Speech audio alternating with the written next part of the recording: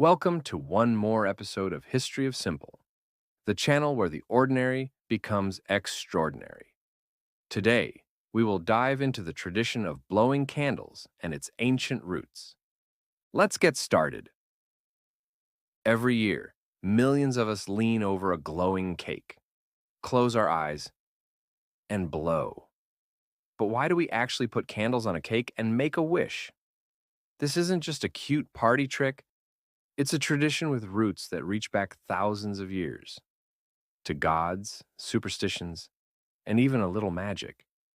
Today, it's simple: candles, cake, wish, blow. A ritual so ordinary we don't think twice. But every part of this act, the fire, the cake, the breath, even the wish, has a hidden story. And none of them started at birthday parties. In ancient Greece, people lit candles, not for birthdays, but for Artemis, goddess of the moon.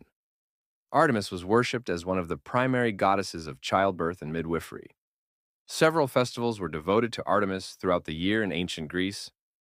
During the feast called Elaphobolia, celebrated in March and April of every year in Athens and Phocis, the goddess was offered cakes shaped like deer, one of her sacred symbols.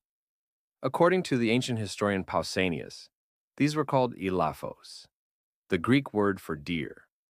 During the second festival, a cake was offered as part of a ritual by young men and women reaching puberty in the area where Microlimano is today. The ancient Greeks accompanied the celebration of the completion of an additional year of life with a sweet dedicated to the goddess Artemis, named Amelos. They baked round cakes, glowing with fire to resemble the shining moon. Blowing out the flame wasn't just for fun. It carried smoke upward, as a message to the gods. But the tradition didn't stay in the temples of Greece.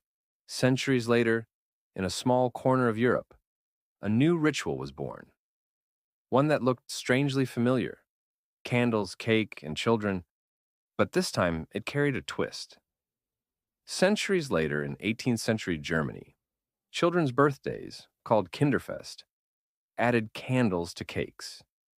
According to The Extraordinary Origin of Everyday Things, a book by Charles Panatti, each year of life was marked with a candle, plus one extra for luck. But unlike us, they didn't blow them out right away. The candles burned all day long, protecting the child from evil spirits.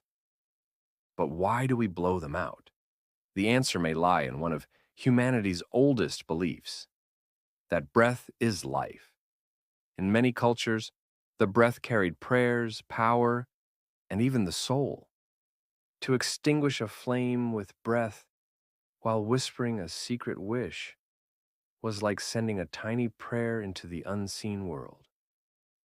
By the Victorian era, the custom of wishing on candles was spreading. The rules were clear: one breath, all flames out, and tell no one.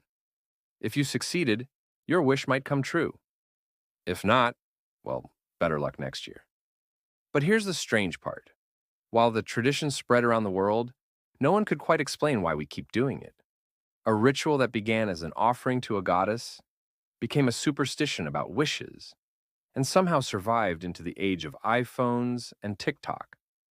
So next time you lean over that cake, close your eyes and take a breath, remember, you're not just blowing out candles. You're part of a ritual thousands of years old, one that once carried prayers to the gods, guarded children from evil, and still holds a little mystery every time the lights go out. Thanks for watching, and don't forget to subscribe. See you in the next video.